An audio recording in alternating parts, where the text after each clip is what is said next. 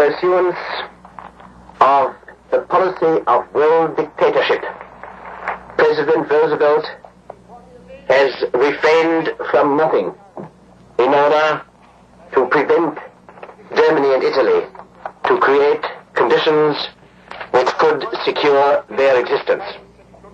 Both he and England have opposed every revision, and in flagrant contradiction to international law, America attacked our ships, interned their crews, and in the end went even so far as to give the order to their navy, against all international law, to attack and sink the German ships, German and Italian ships, and German and Italian merchantmen. Since then, a plan set up by President Roosevelt has been revealed in the United States, according to which his intention was to attack Germany by 1943 with all the resources at the disposal of the United States. Thus, our patience had come to the straining point. We had always endeavored to prevent a breach with the United States.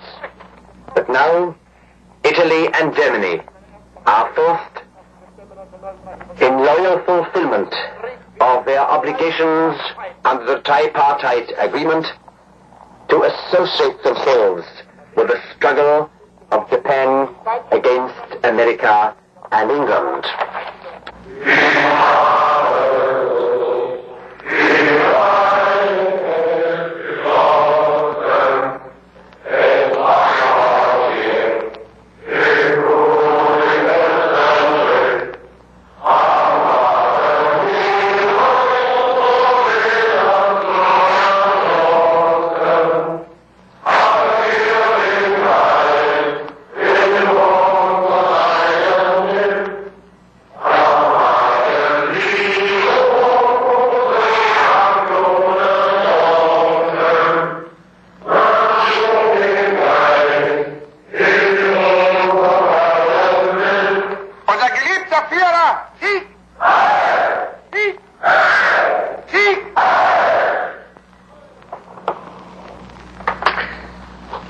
With the singing of the German national anthems and 3 hails for the Führer, the 5th Reichstag session during this war was terminated. Back at the House of Representatives in Washington, D.C.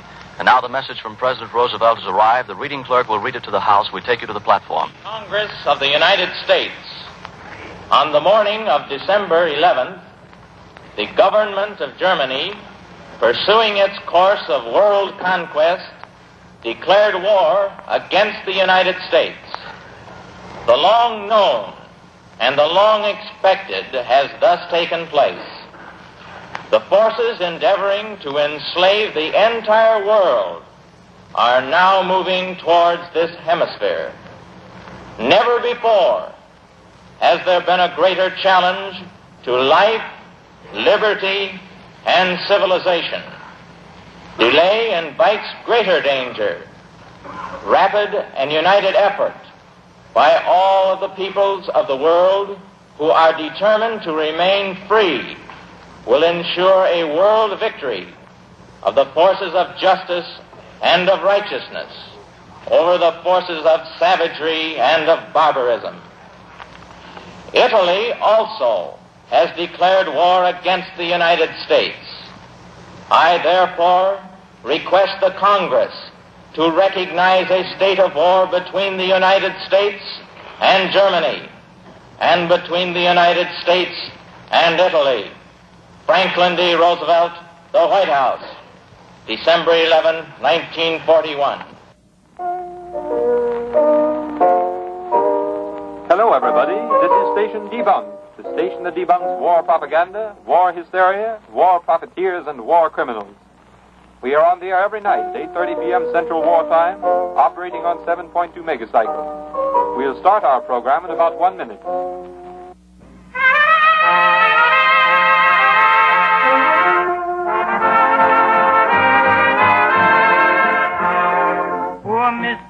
Churchill, how do you do? Hello, hello, hello, hello. Your famous convoys are not coming through. Hello, hello, hello, hello, hello, hello, hello. German U-boats are making you sore. You're a nice little fellow, but don't talk so much. With speeches one can win a war. Poor Mr. Churchill, how do you do? Hello, hello, hello, hello. You're always licked, not a victory came through. Hello, hello, hello, hello. Dunkirk, Tobruk, Dieppe, Hong Kong, Singapore. You're a nice little fellow, but by now you should know that you never can win this war.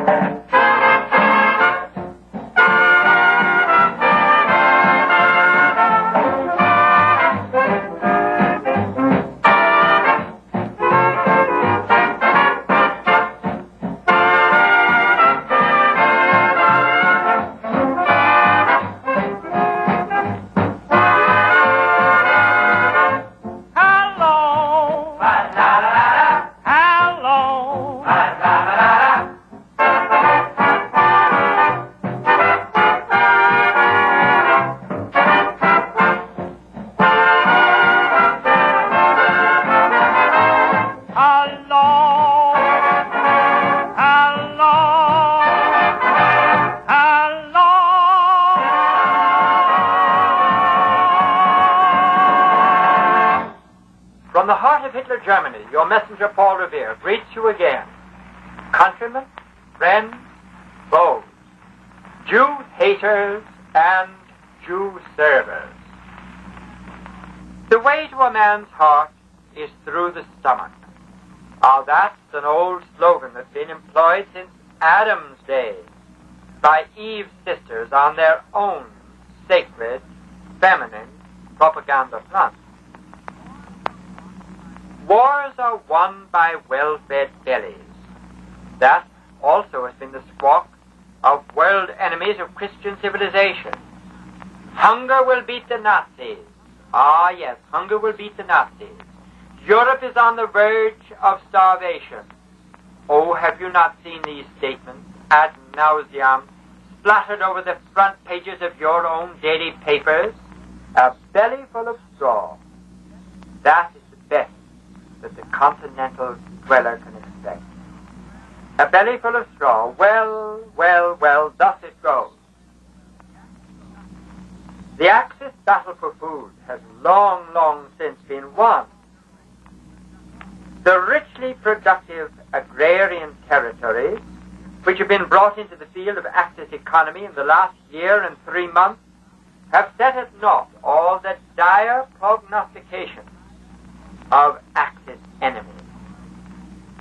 Poland's rich flatlands are under an intensive cultivation unknown in the days of ruthless Jewish exploitation, keeping northeastern Europe granaries filled to an unprecedented level.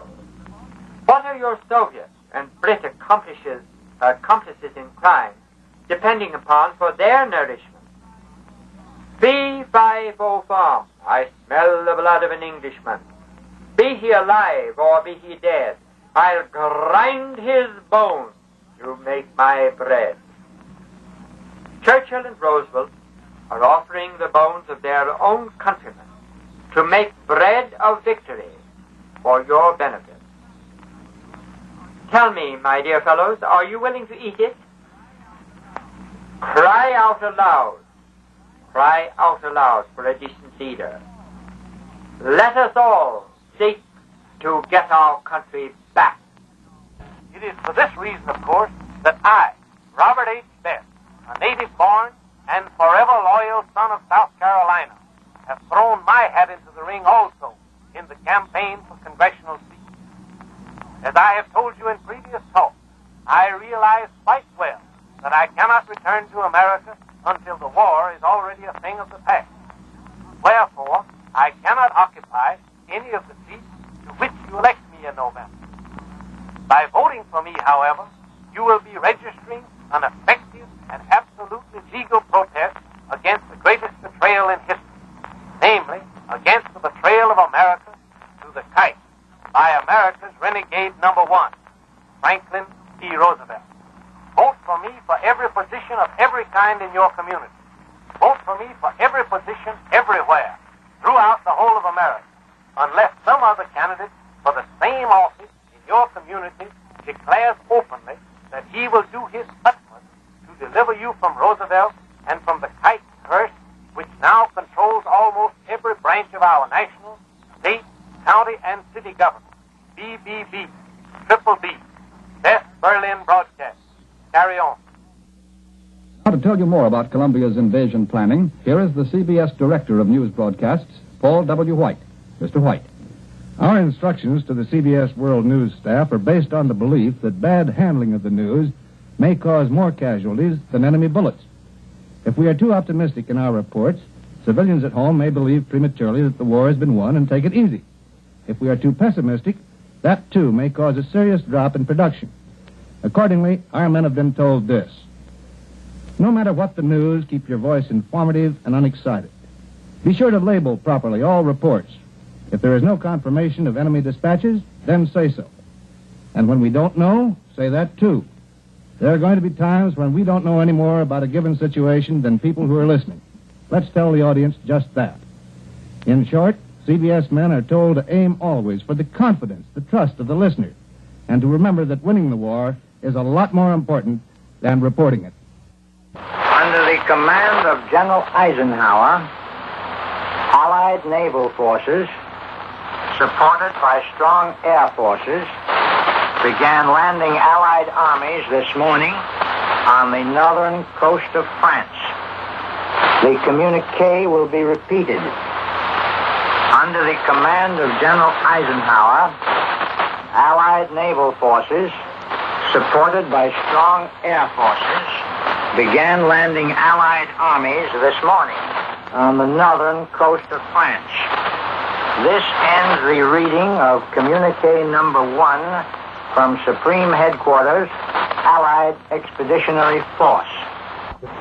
BBC war correspondent Howard Marshall saw the Allied forces landing on the French beaches, and he has returned now to tell you his experiences. Howard Marshall. I've just come back from the beaches, and as I've been in the sea twice, I'm sitting in my soak-through clothes with no notes at all. All my notes are sodden and at the bottom of the sea. So, as it's literally a matter of minutes since I stepped off a craft, I'm just going to try to tell you very briefly the story of what our boys had to do on the beaches today as I saw it myself. I was in a barge which was due to pick up the brigadier of an assault group, and we were going in with the first assault wave.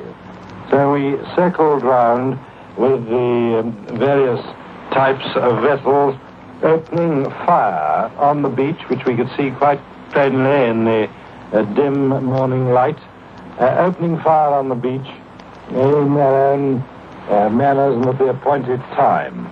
First of all, the cruisers started with a rather loudly bang, and soon the air grew heavy with the smell of cordite and loud with the sound of explosions. And looking along the beach, we could see the explosions of our artillery creating a great cloud and fog of smoke. Well, we, in my particular craft, picked up our brigadier, not easily because, as I say, the sea was very rough, and we headed straight for our appointed portion of the beach. The portion of the beach wasn't altogether healthy.